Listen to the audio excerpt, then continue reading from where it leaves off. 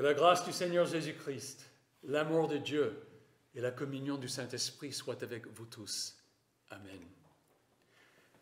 Le texte pour notre méditation sont les premiers versets de la lecture de Luc. Luc chapitre 7, les versets 18 à 23. Jean fut informé de tout cela par ses disciples. Il en appela deux qu'il envoya vers Jésus pour lui dire « Es-tu celui qui doit venir, ou devons-nous en attendre un autre ?» Arrivés vers Jésus, ils dirent « Jean-Baptiste nous a envoyés vers toi pour te demander « Es-tu celui qui doit venir, ou devons-nous en attendre un autre ?» À ce moment-là, Jésus guérit de nombreuses personnes, de maladies, d'infirmités et d'esprits mauvais, et rendit la vue à bien des aveugles. Puis il leur répondit « Allez rapporter à Jean ce que vous avez vu et entendu. Les aveugles voient, les boiteux marchent, les lépreux sont purifiés, les sourds entendent, les morts ressuscitent, la bonne nouvelle est annoncée aux pauvres. Heureux celui pour qui je ne représenterai pas un obstacle. » Voici la parole du Seigneur. Veuillez vous asseoir.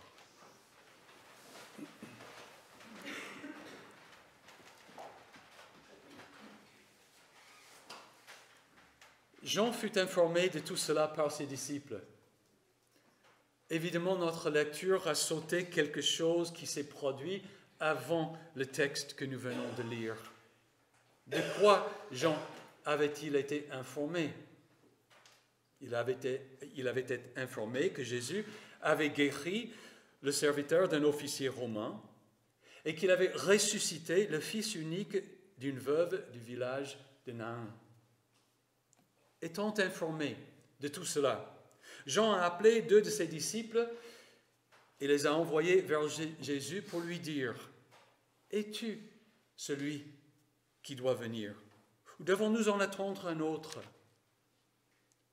De toute évidence, Jean-Baptiste, celui qui avait sans équivoque montré du doigt Jésus et avait proclamé « Voici l'agneau de Dieu qui enlève le péché du monde ».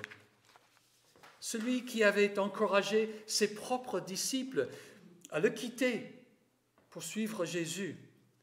Cet homme était dans le doute. Face à une mort certaine, Jean veut être rassuré, veut que Jésus confirme qu'il est celui qui devait venir, le Sauveur. Pouvons-nous avouer ce matin que, comme Jean, du moins de temps en temps, nous avons besoin d'être rassurés au sujet de Jésus? Il y a des moments dans la vie où nous sommes frappés de doutes au sujet de Dieu et de son amour pour nous. Nous nous demandons si vraiment toute cette histoire de la Bible est vraie. Le besoin de nous rassurer peut être dû à une grande déception dans la vie, avoir échoué à son bac ou un autre examen, avoir rompu avec son petit ami ou son épouse, ne pas avoir été embauché ou avoir été licencié. Nos doutes peuvent découler de l'enseignement que nous avons reçu à l'université, ou des découvertes scientifiques et des avancements technologiques qui semblent rendre Dieu inutile et irréaliste. Pour des milliers de raisons, nous pouvons être dans le doute comme Jean-Baptiste et ainsi avoir besoin d'être rassurés sur la vérité de notre foi chrétienne. Que faire donc? Voyons le cas de Jean-Baptiste. Luc ne le dit pas, mais Jean était en prison. Le roi Hérode Antipas, le fils d'Hérode le Grand, celui qui avait fait massacrer les enfants de Bethléem. Hérode Antipas avait fait arrêter Jean et quelque temps plus tard l'a fait décapiter. Jean ne savait peut-être pas qu'Hérode le ferait décapiter, mais je pense qu'il savait qu'il ne sortirait pas de son donjon et qu'il y mourrait. Jean avait passé toute sa vie à préparer les gens à suivre Jésus. Il avait annoncé à tous que Jésus était le Messie, qui les baptiserait du Saint-Esprit et du feu. et qui jugerait les méchants. Mais Jean n'aurait pas le privilège de voir venir le Fils de l'homme dans sa puissance et sa gloire. Alors, il voulait l'assurance, avant son martyre, que Jésus était le Messie attendu. Dans la bonté de Dieu, vous et moi ne sommes pas dans une prison quelque part, dans l'attente de notre exécution. Mais nous partageons souvent le besoin d'une petite assurance du bon fondement de notre foi en Christ. Après une énième fusillade, cette fois-ci à Strasbourg, ne nous demandons-nous pas pourquoi Dieu n'intervient pas, n'agit pas? Est-ce cohérent de croire que Dieu existe vraiment, que Jésus-Christ est roi, qu'il est le Tout-Puissant, Fils de Dieu? Nous aussi demandons, es-tu celui qui doit venir? Ou devons-nous en attendre un autre? Luc nous rapporte la réponse de Jésus. À ce moment-là, Jésus guérit de nombreuses personnes de maladies, d'infirmités et d'esprits mauvais. Il rendit la vue à bien des aveugles. Puis il leur répondit, « Allez rapporter à Jean ce que vous avez vu et entendu. Les aveugles voient, les boiteux marchent, les lépreux sont purifiés, les sourds entendent, les morts ressuscitent. La bonne nouvelle est annoncée aux pauvres. Heureux celui pour qui je ne représenterai pas un obstacle. » Jésus ne répond pas par un simple « oui ». Il permet plutôt aux disciples de Jean de vérifier les faits, un peu comme dans la minute web du journal de DEM6, ou l'œil du 20h de France 2, ou l'émission « C'est à vous » de France 5. Les disciples de Jean devaient séparer le vrai du faux, écarter les rumeurs, vérifier les faits et ensuite les lui rapporter. Ce que Jésus veut faire remarquer ici n'est pas simplement des miracles. Moïse, Élie et Élisée aussi ont fait des grands miracles à leur époque. Ce qui importe, c'est le fait que Jésus accomplissait les signes du Messie que les prophètes avaient annoncés. Ésaïe, par exemple, avait dit « Fortifiez-vous, n'ayez pas peur, voici votre Dieu. Elle viendra la vengeance, la rémunération de Dieu. Il viendra lui-même pour vous sauver. Alors les yeux des aveugles seront ouverts et les oreilles des sourds seront débouchées. Alors le boiteux sautera comme un cerf et la langue du muet lancera des cris de joie. » Jésus fait appel aux Écritures, à la Bible, pour répondre à Jean.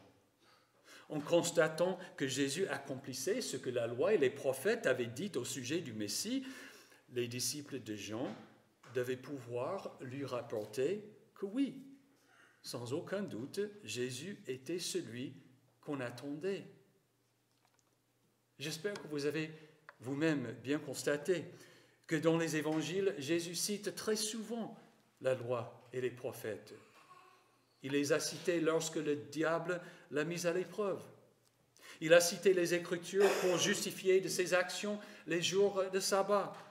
Et lorsqu'il a chassé les commerçants et les échangeurs de monnaie du temple, il a cité les Écritures pour expliquer la raison pour laquelle il parlait en parabole et aussi pour expliquer que Dieu ne veut pas de divorce.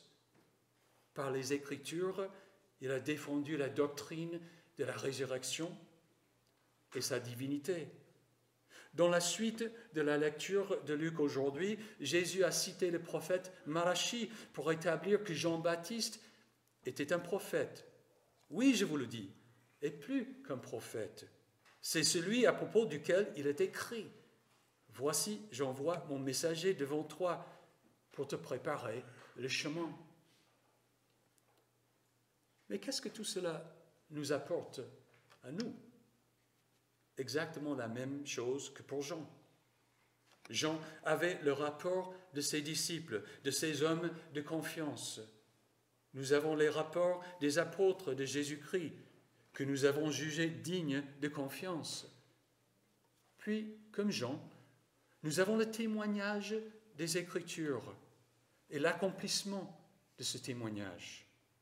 Par les Écritures, nous avons l'assurance que Jésus n'était pas un phénomène, une personne remarquable parmi d'autres, mais le Sauveur que Dieu avait promis au commencement du monde. Du coup, une autre question s'impose. Les Écritures sont-elles fiables? Avons-nous les véritables paroles d'Ésaïe et de Malachie? Quant aux évangiles, avons-nous les véritables écrits de Matthieu, Marc, Luc et Jean? Quand nous célébrerons bientôt la naissance virginale de Jésus-Christ à Bethléem, le moment où la parole éternelle s'est faite homme et a vécu parmi nous, le témoignage est-il fiable?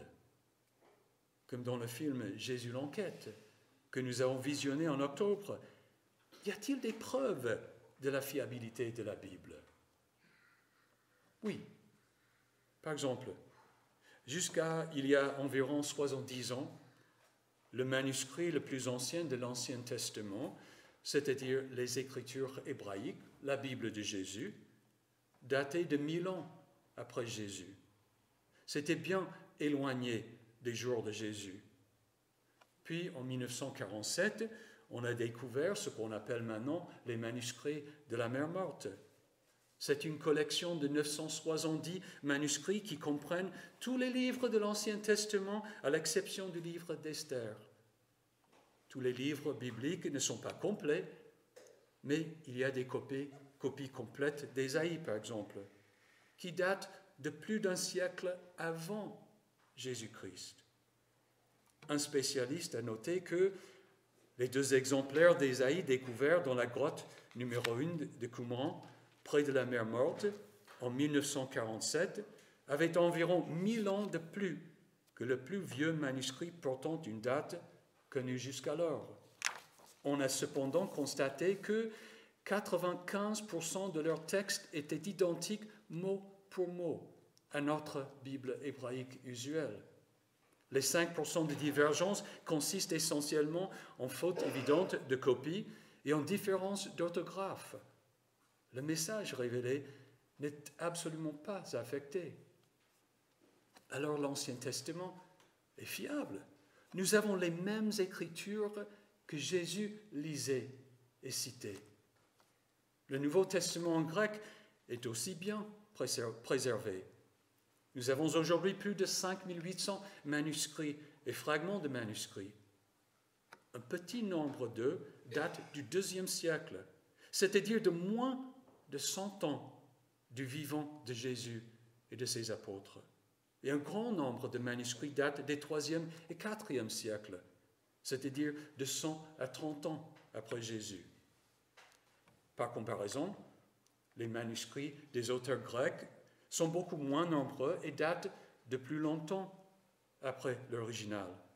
Il y a par exemple 1800 manuscrits de l'Iliade d'Homère, dont le plus ancien date de 400 avant Jésus-Christ, soit 400 ans après Homère. Il y a 109 manuscrits des histoires d'Hérodote, le père de l'histoire, dont le papyrus le plus ancien date du 1er siècle après Jésus-Christ, soit plus de 500 ans après Hérodote. Pourtant, aujourd'hui, on considère que ces documents antiques ont été fidèlement transmis.